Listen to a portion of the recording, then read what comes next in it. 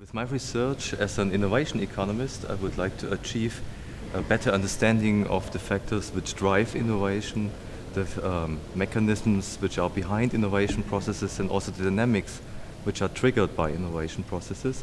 And this has also methodological implications, which probably brings the two of us here together, because this is not something which can be done in economics alone, but we have to integrate different disciplines from economic sociology, for example, and also in particular of interest for the FuturICT project, it's about agent-based modeling. So new tools to investigate and analyze innovation processes, the organization of innovation, and potentially by this contribute to an improvement of policy designs which are supposed to support innovation processes in the various European economies.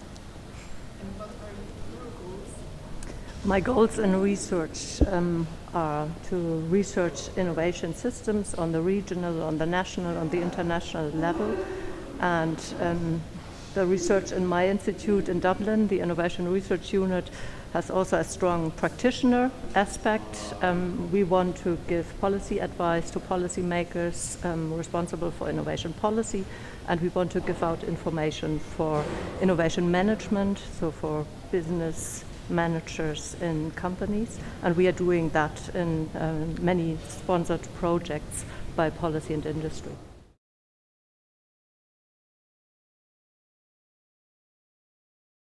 Well, I think the FuturICT Innovation Accelerator is a kind of metaphor which can be used for the contribution of a multidisciplinary approach of understanding what is driving the changes in the society. And I think for this reason, innovation has to be understood in a much broader sense. So it's not only about technological innovation, but about all kinds of novelties which have the power to change society, the interrelations in the society, the networks which are constructing the transactions within the society. Would you like to add something? Yeah, I think the work of the accelerator will be in a way a flow of different phases. So the first phase would be stakeholder involvement in forming the questions which occur in the innovation process. So this involves already policymakers and innovators. And then the second would be how to address these questions and how to operationalize them into a modeling framework. And this would involve data, and I guess that would be then the third phase, that the accelerator would provide the data necessary to address the questions asked. And the fourth would then be the actual modeling, simulation, the application of tools informed by the data. And the last phase would be the visualization of the results, again to the stakeholders, and feeding back maybe into the other phases.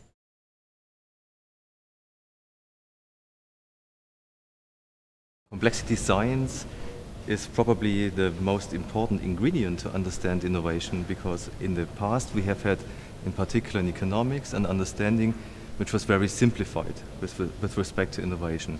Innovation more or less falls like manna from heaven, and society has to pay a certain amount of money and then can frankly use the particular technology and novel organization and different forms of innovation. But we are now aware that the different social systems all are involved in the diffusion of the innovation. There are different results which can be found in quite distant areas which nobody has thought about at the very beginning when we first become aware of the new technology or of this innovation. And this is a very good feature for complexity science, I think. So multifaceted systems and correlations between different subsystems. We can now simulate knowledge flows, knowledge exchange. We can simulate interaction between organizations and resource flows and how these things work together. And for innovation systems, this is particularly useful because you have knowledge exchange, which creates knowledge networks on a basic level, and then you have social networks where, for example, entrepreneurs found a spin-off out from university and they have still connections to the people at the university, so they form individual networks, and then you have on the upper level networks between organizations as industry and the spin-off firm, and all these different layers of networks, they create their own dynamics and they create dynamics between them, and this is exactly what you can simulate using agent-based modeling.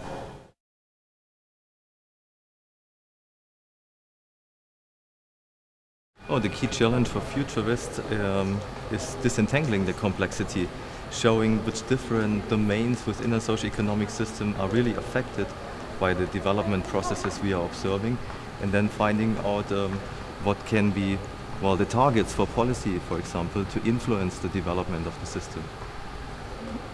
I think there are two big challenges. The one is interdisciplinarity, because research in FuturICT will involve the interdisciplinary collaborative research of social scientists, computer scientists, complexity researchers, physicists, mathematicians, and so on. That will be a big challenge. So we know that this is not an easy task from our projects. And the second one will be that FuturICT, in a way, needs to bring together the world of stakeholders, policymakers, and the world of scientists, modelers, and they speak completely different languages, and this will be a big challenge, how to bring modelers and stakeholders together and how to get communication between them going.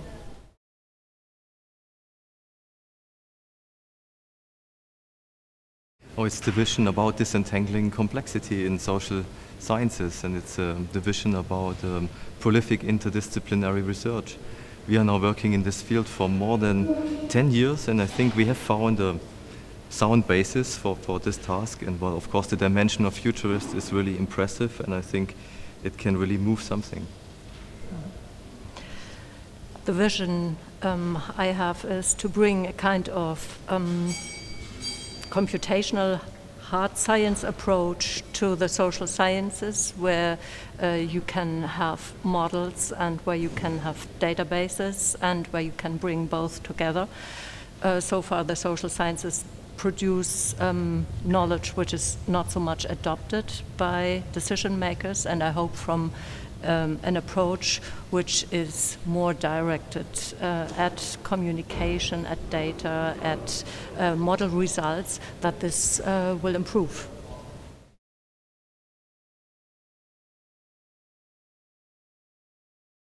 Generally, I think that supporters and money is most needed in the interdisciplinary approach. We have to improve the common understanding, and this basically involves also the support of young researchers, which from the very beginning are trained in this interdisciplinary environments.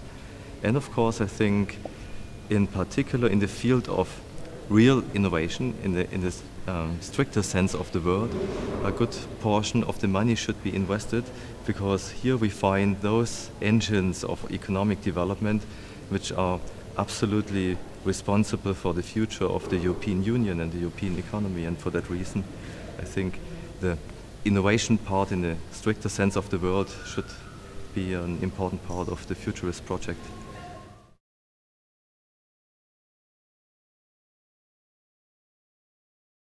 I think ICTs will change the way of life in Europe dramatically over the next decade, as it has already shown in the past.